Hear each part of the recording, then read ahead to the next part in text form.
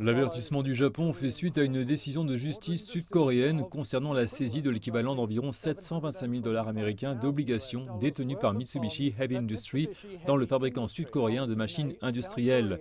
La somme est plus du double de la somme demandée par la Cour suprême de Corée du Sud en 2018, qui a décidé que la société japonaise devait payer 4 victimes survivantes du travail forcé en temps de guerre, reconnaître les actes répréhensibles et présenter des excuses.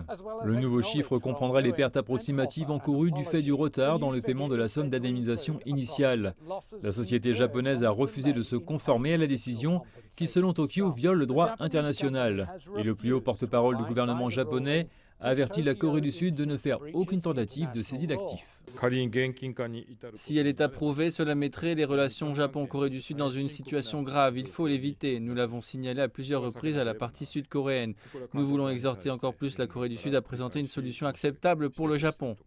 Le Japon déclare que toutes les questions en suspens relatives à l'occupation de la péninsule coréenne à l'époque coloniale ont été réglées dans un accord de 1965. La décision initiale de 2018 a conduit Tokyo à retirer la Corée du Sud d'une liste de partenaires commerciaux privilégiés, ce qui rend beaucoup plus difficile pour Séoul d'importer des produits clés nécessaires à la fabrication de semi-conducteurs et d'écrans d'affichage de haute qualité. La Corée du Sud a riposté par un boycott généralisé de produits japonais.